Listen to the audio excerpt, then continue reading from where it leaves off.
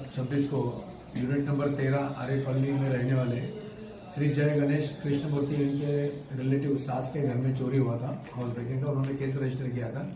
कम से कम 2.5 लाख का प्रॉपर्टी चोरी हुआ था, सोना और चांदी की ज्वेलरी चोरी हुई थी।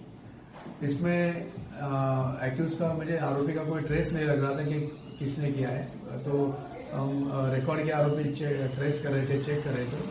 तो उसमें से जो आरोपी है, जो इन्फॉर्मर ने इन्फॉर्मेशन देने के जो दिया, डिटेक्शन स्टाफ ने उनका वेयरहाउस चेक किया, कहाँ जा सकते हैं क्या, ये इन्फॉर्मेशन के आधार पे उसमें से 2 आरोपी उनको हाटकेश्वर एरिया अहमदाबाद से उनको अरेस्ट किया है, और जो दूसरा आरोपी है उसको मुंबई से ताबे में लिया है। दोनों जो उसमें से तीनों आरोपी में से जो 2 आरोपी है, जो एक रिकॉर्ड के आरोपी है, उसमें से एक आरोपी जो है डिंडोशी के, उसके ऊपर 39 हाउस ब्रेकिंग के केसेस है और 2 आर्य के एक पुरानी केस है, और जो दूसरा आरोपी है स्टालिन करके, उसके ऊपर आर्य पुलिस स्टेशन के 10 हाउस ब्रेकिंग और डिंडोशी पुलिस स्टेशन के 10 हाउस ब्रेकिंग ऐसे रिकॉर्ड के आरोपी है। आरोपी अरेस्ट किया है और प्रॉपर्टी रिकवर किया गया है। इनका मोडस ऑपरेंडी क्या है, कैसे घुसते थे, किस तरह रेकी करते थे?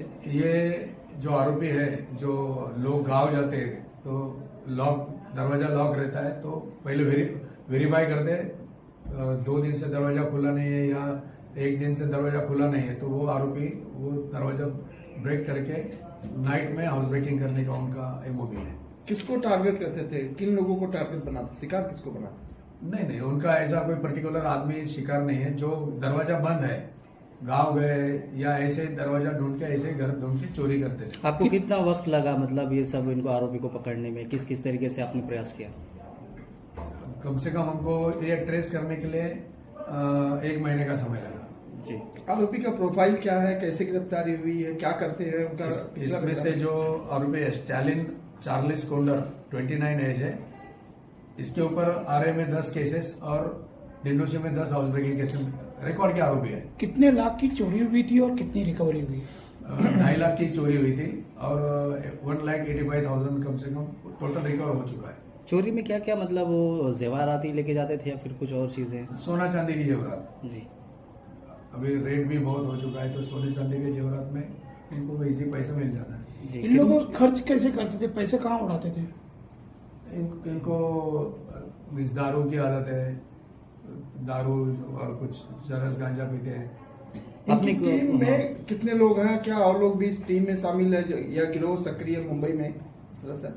नहीं, इनका एरिया है। अभी इनके ऊपर मैक्सिमम केसेस दिंडोशी, वनराई और आरे, ये इतने एरिया में चोरी करते हैं। आपके टीम में मतलब किस तरीके से आपने कौन सी टीमें लगाई थी उनके पीछे? हमारी डिटेक्शन की, आर्य पुलिस की detection team, PSI Pancha, Barkade, Mahale major, Ganesh Patil और हमारी आर्य की टीम ने वर्कआउट किया। सर, जितने जेवरात लोग चोरी किए तो उसमें से कुछ बेच भी दिए थे कि उतना पूरा आपने कवर कर लिया? सर, मैक्सिमम 1.85 लाख का प्रॉपर्टी मिल चुका है।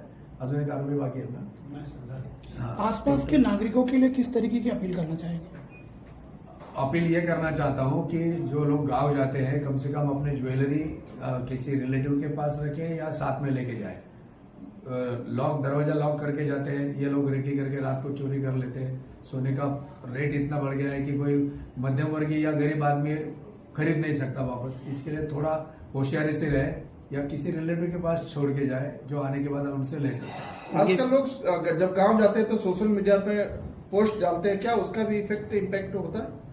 उसका भी तो बड़ा इफेक्ट होता है कि अभी तो लोगों की आदत पड़ी है, नैनीताल घूमने गए, नैनीताल के फोटो डाल रहे हैं और उसमें रेसिडेंस का भी एड्रेस मैक्सिमम लोग फेसबुक पे डालते हैं। चोरों को उसका भी फायदा होता है। आपने जो लोग पकड़े उनके पीछे कुछ बैकग्राउंड सपोर्ट या फिर क्या हो सकता है? मीन्स जैसे कि मतलब वो 2 लोग आपने पकड़े हैं, तो उनके पीछे और भी कोई है या फिर वो दोनों? नहीं, ये तीन आरोपी पकड़े। ये तीनों की आदत है, एमओबी है, चोरी करो, मजा करो, पैसा उड़ा दो, वापस थोड़े दिन बाद वापस चोरी करो। जी। और वो पूछ रहे